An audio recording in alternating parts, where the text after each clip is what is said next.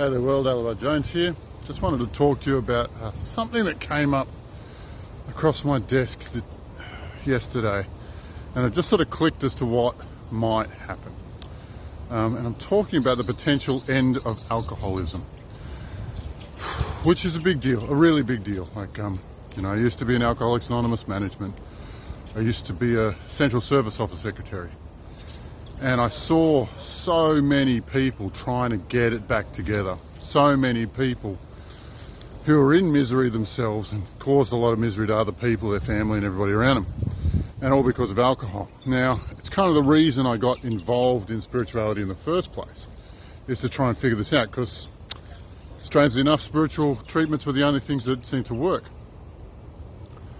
And the conclusion that I've come to is that we're dealing with call him a deity, call him a major demon, called Al Ghul, A-L-G-H-U-L.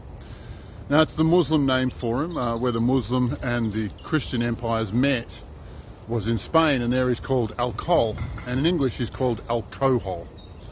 And so when they say drinking spirits, they're talking about drinking that specific spirit. Now, the Muslims know all about Al Ghul, and they hate his guts, and they don't want his influence anywhere in their culture. So that's why you can't get a beer in the Muslim world. This deity is the reason why Islam is a dry religion. That plain and simple.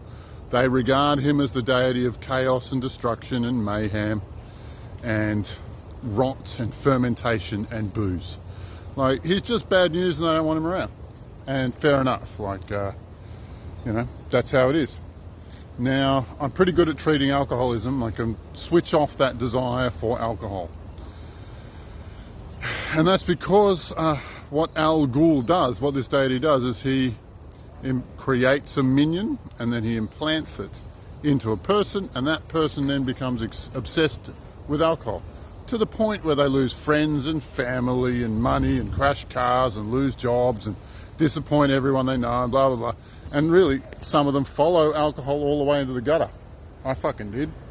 And it took me 3 years to get my marbles back. It's like the hardest thing I've ever done.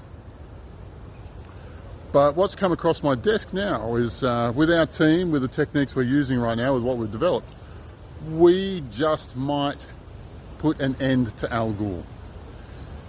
We might be able to put him to death, which means that all of his minions will also be, we will also be able to access and destroy all of his minions. Which means that the compulsion to drink just might end. It just might. I can't tell you how excited I am about this, how big of a deal it is to me, because this is like something that this is the reason I got into spirituality, is to figure out how to stop all of the misery and chaos and mayhem that alcohol causes. I mean, it always starts out fun, but if people don't figure out to stop drinking like crazy men, then they lose everything and they hurt all the people around them. Kind of sucks.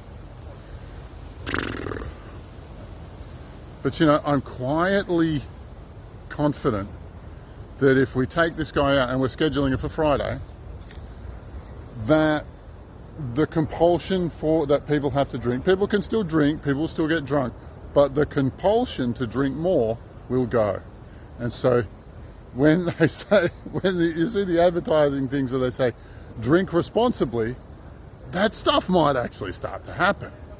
We don't know. Anyway, it could be the end of all of the craziness that alcoholism causes and all of the people that it crashes in our society. Not just the ones who are personally afflicted, but everybody else they know too. It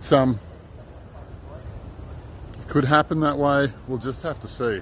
There is no precedent for what we're doing, as with so many of the other things we're doing. But this could really be the end of what we always wanted.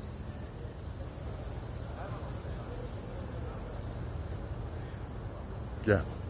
Anyway, thanks. Bye for now.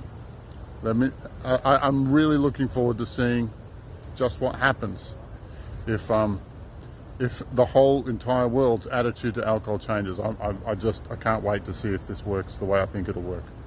Yeah. All right, ciao for now. Bye bye.